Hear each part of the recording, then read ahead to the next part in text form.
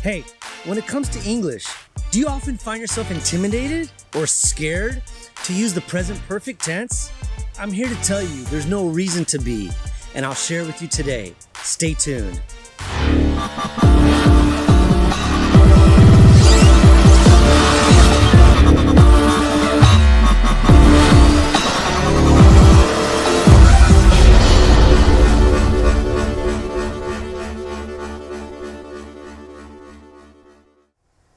Hey guys, welcome back. Mr. Finn here once again to help you out with some English. Today I want to focus on the present perfect tense. Many people learning English get intimidated or confused on when to use it because it does deal with the past. And you may ask yourself, oh, if it deals with the past, why do we call it the present perfect tense? I'll explain to you now. But first, if these videos help you in any way, if you're enjoying them, please feel free to subscribe. And if you do subscribe, click on that bell for notifications so you don't miss out on any new content. Press that like button and leave a comment. I do look forward to reading them, and it's good feedback for me. All right, so let's continue. The interesting thing about the present perfect tense is that it does deal with the past, but the reason why it's called present perfect tense is because the thing you're talking about in the past is relevant to today. Does that make sense?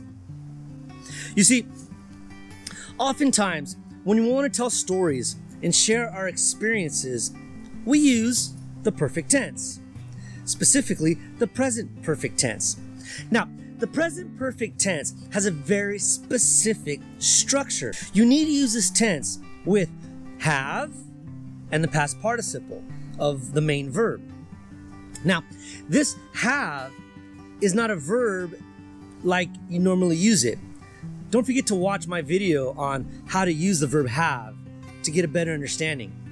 All the perfect tenses use have or has for the third person, he, she, it, has, and the main verb in the past participle. This structure is really important. If you don't have this structure, you're not using the perfect tense. How is this used? How does it work? Take a look at this timeline here, okay? Now, this timeline is really good to help you understand what we're talking about.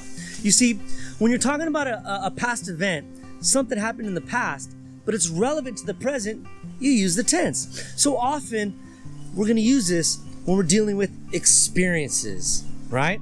So you ask me, hey, Mr. Finn, have you seen the Avengers movie? And I say, yes, I have. You see? So even when it comes to questions, when you want to ask someone if they've experienced something, if they've done something, you want to use this construction. Have you seen the movie? Have you been to the United States? Have you been to Brazil? Have you eaten feijoada? It's really delicious. Have you traveled around the world? Have you graduated in English? You see, when I'm asking this, I'm asking about an experience of yours, and I need to use this structure. Have, the subject, and the past participle. Now remember, if the subject is third person, you need to use has. Has she graduated? Has he traveled abroad?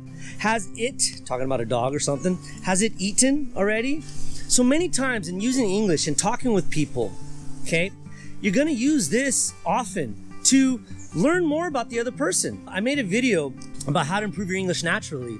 And in that video, I give that tip. I talk about asking questions to get to know people better and to use your English, right?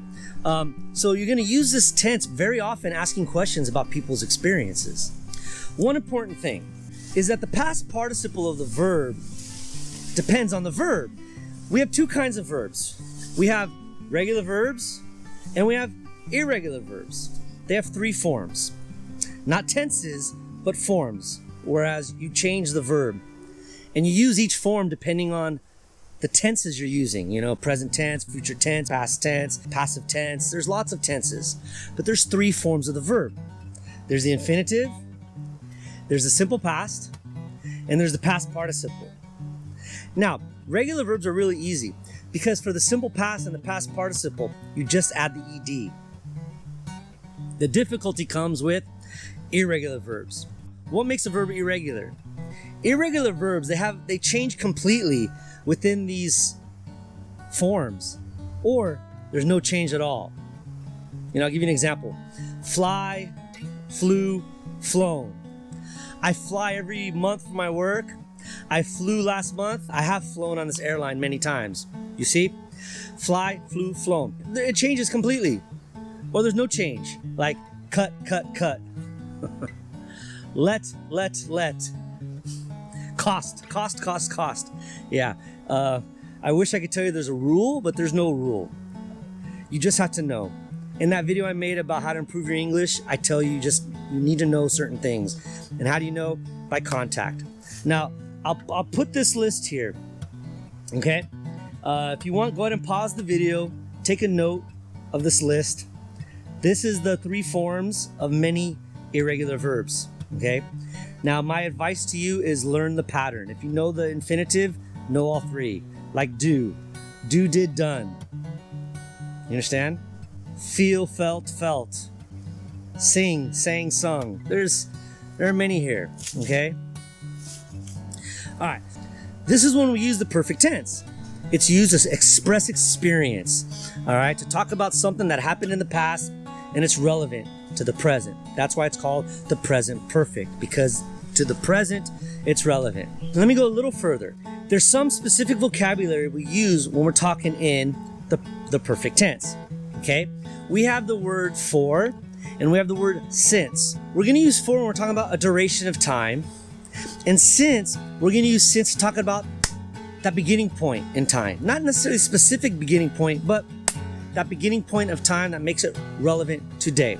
I'll give you an example that you can easily understand. I'm an American.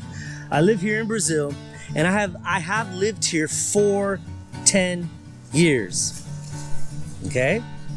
So the duration of time that I've lived here is for 10 years. Now, let's change it up. I have lived in Brazil since 2009. You see? I changed the sentence structure a little bit. When I use since, I give a starting point. When I use for, I use the time.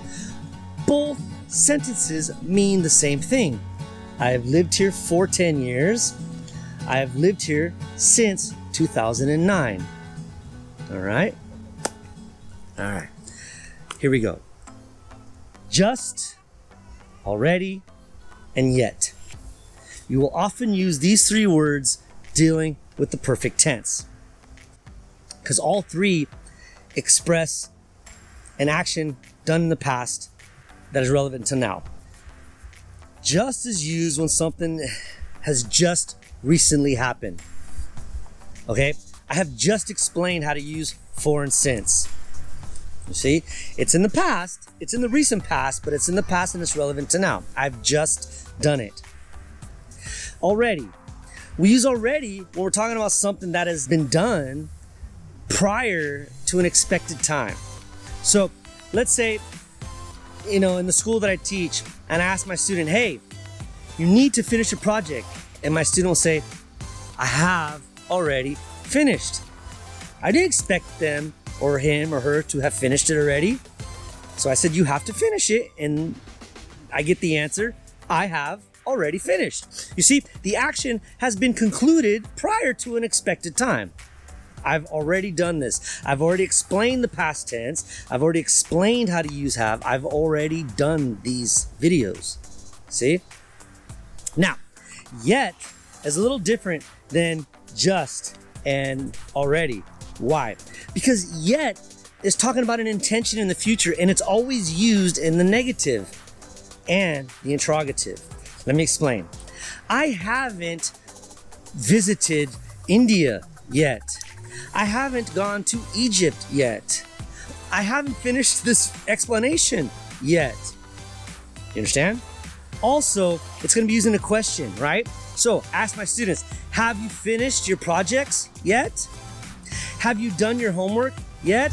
Have you graduated English yet? Have you taken the IELTS exam yet? Have you done the Cambridge exams yet? You see? So using yet, we're talking about an intention that we will do. It just hasn't happened yet. Does that make sense? There was a lot I had to explain in this video, and it's all relevant for you to be able to use the perfect tense accurately and effectively. Remember, we're talking about something in the past relevant to the present, an experience in the past relevant to now. We're never technically specific about the past, just that it happened and it's relevant now. Okay? So let me tell you something. Get out there and practice your English. Don't be afraid of making mistakes. Remember, like I always say, making mistakes is part of the process. If you're not making mistakes, you're not trying. I'll see you in the next video. I'm Mr. Finn, and I'll catch you later.